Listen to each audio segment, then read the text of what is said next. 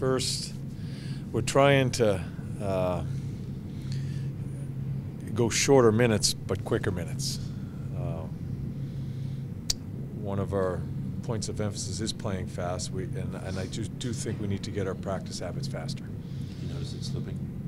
Yeah. Well, you know what it is. You practice so much. You play during that stretch in January where you just don't have any games. You're not playing at game speed at all, and you practice and have time off. Yeah. So I just want us just to get our mindset, first of all, thinking quick and then playing quick.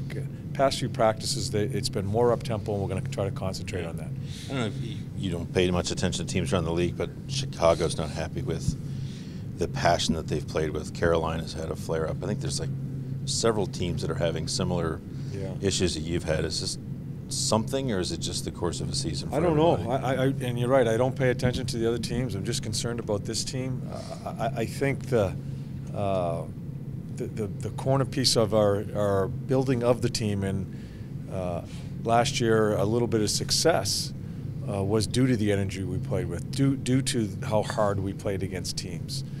So I'm not sure about the other teams, but if we don't have that as part of our foundation, it's going to be a struggle. And the past couple games, I think we've played really well in that part of it, and have come up empty.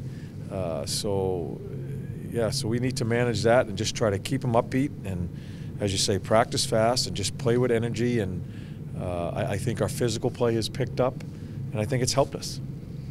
You've mentioned recently that there's like a handful of guys that you feel are kind of on that cusp of kind of breaking through. Is Boone one of those guys? I know he didn't have a shot on goal last game, but it seems like he's kind of pushing a little bit. Yeah, it's still been a little bit of a struggle for Jens. Yeah, I think the game speed, as I watched the video of the last game, we all know what he is as far as you're never going to question his effort and his bite in the game. He's just not involved. It just seems to be a step behind. Remember, Jens misses camp. It was out for a while. For a big man like that, and just the way he plays, we knew it was going to take him some time. It's taken him a little bit more time than we thought.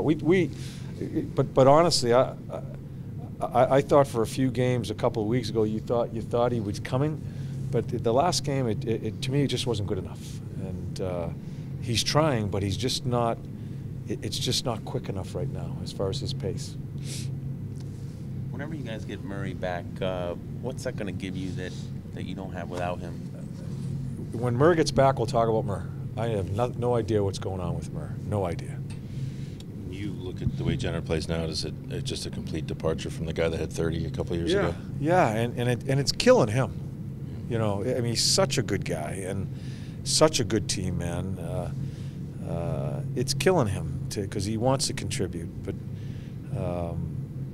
I don't have a crystal ball. I don't know where it goes to right now. We keep on hoping and hoping, and we've had these conversations all year long with you guys about a number of guys. You keep on hoping, and that's all I can do, and keep on trying to believe in them, keep on working with them, and maybe something will click for us here. But I thought he was taking steps in the right direction. Just the last game, last couple of games, it's just the speed of the game.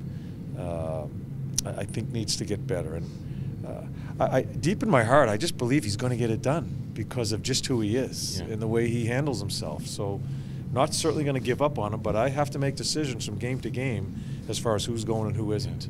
Is that a foot speed thing, or he's never been a fast guy. That's always been sort of a. No, I just think it's the speed of the game mentally too. I don't know how to explain it. I just want to see him more. That line, he should be more involved in it as far as being involved in the forecheck and making something happen around the net. It just has not been consistent, no matter where I put him in the lineup. And again, I'm not trying to run him down because I know he's trying, but I have Calvi on the fourth line the last game, and I got to make decisions. Well, does Calvi deserve to be up there, or Juice has played a couple good games? Does he deserve to be up there? These are the things I have to look at as we still get some inconsistent play from guys. You don't ever want to test fate and take a bunch of penalties, but would it be good for this team to have a game with 2 or 3 where you kill all 3 of them? Well, it'd be good to kill them all, That's yeah. what I But mean, for like, me to sit here and tell you, let's take a bunch of penalties, no. No, but just getting a game where you have a lot of success just in one. Oh, sure. In any facet of the game that you're struggling at, and when you have opportunities, you want to succeed. That's how you build. Yeah, you know, we spent 2 days going over penalty killing, and thought we had some really good meetings, and we only have 1 penalty, and it's in the back of our net. So it's very similar to the mindset we have, where I tell them in between the second and third period, we find a way to win a game here, come back and win it. It jumpstarts us. This is how it happens in the league. We get there, we tie it up, we play a really good hockey game, and we get scored on with a minute left. It deflates you a little bit. And I'm not going to sit here and tell you in coaches speak, oh no, we're okay. It deflates the athlete when you lose a game like that, or you spend that much time on the penalty kill and you get scored on only the one you have to kill. So we got to build them back up and just try to get better and hopefully have some success at it. What does the Father's Day trip do for guys? Have you seen an elevation of play with You some should guys? ask them. You should ask them. Yeah, again, earlier in my career, I mean, I never had them. Never had them. Yeah, I take the fun out of everything early in my career, and I think it's important. I do. I think as you get older, you start thinking about that stuff. As far as I've always thought of the players' families. I just didn't want them around me and the players when we were working.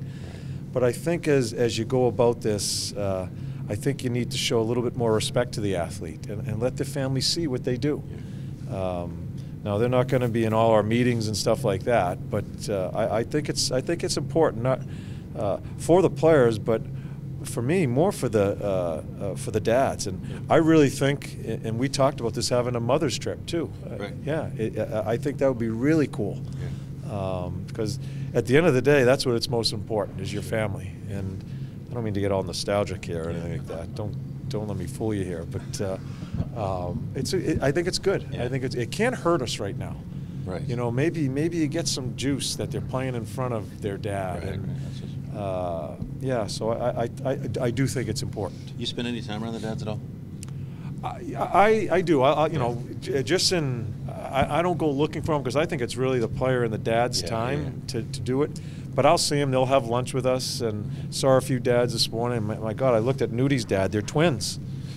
I mean, they look. I mean, they're twins. Right. And I saw Bob's dad and a few other dads walk in. Yeah. So in passing, I'll be able to see them all before the trip's done. Do any of them say, you know, Coach, my kid really plays better in this situation? They better not. Needs more ice time. No. What are you doing? No one has ever said that to me, as far as these, and they better not start. The mothers, I'll listen to the mums, not the dads. I'm not going to listen to that. I'll listen to the mums. Yes.